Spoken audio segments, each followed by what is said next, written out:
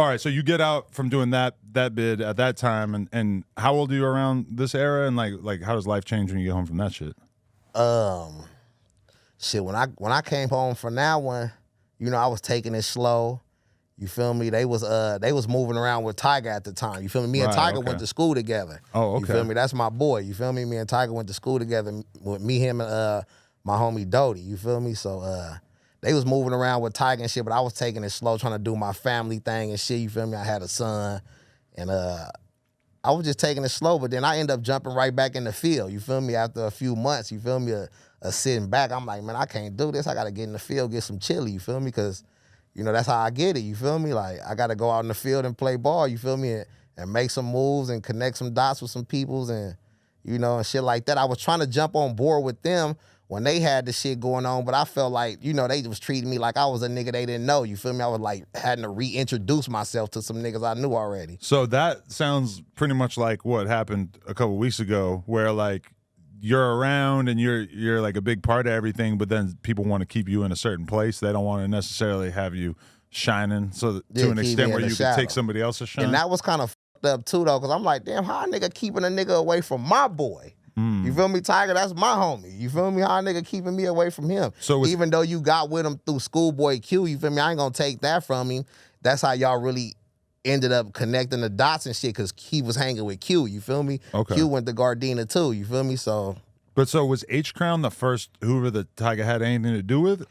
Nah, he had the homie Dre, the bodyguard for James Harden. He had the homie Nitty. Okay. They officially from Fathers Hoover. Okay. They real ones. But so the H Crown just became like the most well-known dude that he was associated with at that time? H Crown fell in when he got out the pen, you feel me? Okay. He started working with them niggas, moving around and shit, doing the bodyguard thing, and he decided he wanted to start rapping, and some shit didn't go right with the rap shit, and then he started beefing with my brother and Tyga. He tried to do a song with Tyga, and Tyga wasn't fucking with it, I guess. Yeah, that was something like that. He didn't want to do the song with the nigga, and him and my brother had some words, and then it went straight to beef. So was Tyga ever like actually from Hoover, or was it more that he was just being protected and associated? Nah, he wasn't actually from Hoover. He just had the stamp. You feel But did me? you respect it? Like, what was your perspective on that? Because to a lot of people now, that sounds kind of crazy, and they don't know what to think of it. I mean, he never was really banging Hoover. He just was moving around with some Hoover niggas. Like, he was being protected by Hoovers. Right.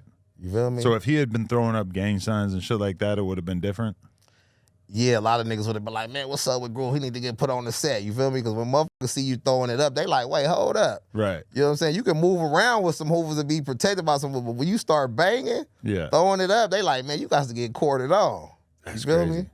So he wasn't really doing that shit, though. He was just, taking the orange rag and, just moving around town with it. You feel me? It was a good look for him at the time, you feel me, when he was coming up. He just needed that from like a protection standpoint, or what?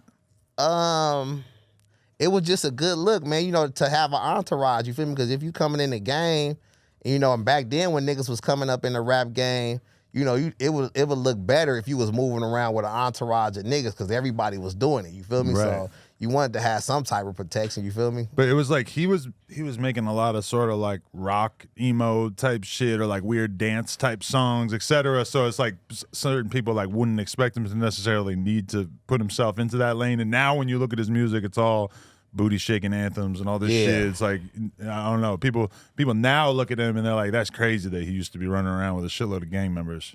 Yeah. Interesting. I mean, because, he a cool nigga. He ain't super squared out. He may look like that on TV and, Instagram and all that, but, he really with the bullshit too. So, it was everything just played its part. You know what I'm saying? So. Got it. So, all right, what was your perspective on the Last Kings movement? The Last King movement, I was fucking with it for a little bit, you feel me? I had my ups and downs, you know what I'm saying, with my brother and T-Raw, the chili. I'm always on the chili. You know what I'm saying? Niggas ain't on time with the chili, man. I can't really be there. But were you ever on the payroll, or you just wanted to be? Yeah, I was working for T-Raw. I was one of his bodyguards. Oh, okay. Yeah, that's how I came. I used to work at Sorella, too. When I first got out the pen, I was doing security there when I wasn't moving around with T-Raw. You feel me? I'd be there sometimes, holding it down, you feel me, for them and shit. And, but I can't really be around if the chili ain't on time, you feel me? Doing security for Tyga, did you ever have any like crazy shit come up during all that, or it was pretty chill? Oh shit, working with T-Raw, shit, I should have. The craziest shit I done when I was working with T-Raw was when we was on tour with Chris Brown, Trey Songz, and Tyga. But this situation was over my brother. It was some shit going on with Tyga too, though, with some shit with Marley Marl, you feel me, when the feds was looking for him and all type of shit. They were trying to subpoena T-Raw for some shit. Oh, shit. You know what I'm saying? So a nigga had marked the feds out. Then the people at the venue, they was acting scary because the feds was involved. So they was faking like they had to shake us down. Like all of a sudden we got to be patted down and go through all this security and shit. So my brother was drunk and shit. So he ended up flipping out on the security at the venue. So he ended up flipping out on him. We end up going to the dressing room and shit to go chill.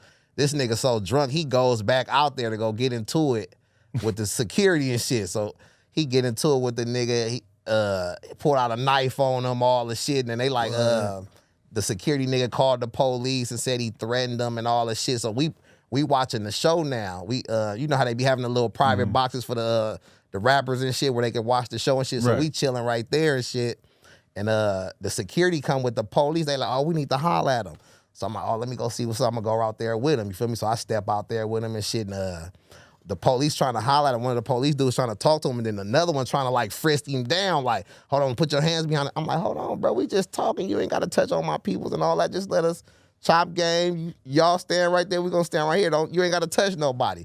So he tried to touch him again. I end up slamming him. So I ended up slamming the police nigga and shit. It was a big old altercation and shit. And the sergeant and the lieutenant and all them came. They like, what's going on? They like, oh, he just slammed one of the officers and all this. And they like, why he slam? I asked him not to touch him. He kept touching him. I did what I was supposed to do. You feel me? Because I'm working. Right. And the sergeant and them, they wasn't tripping. They like, only thing we gonna do is get your brother out of here. He can't be in the venue no more because he a terrorist threat. They was like, he did a terrorist threat, so he got to go sit on the bus.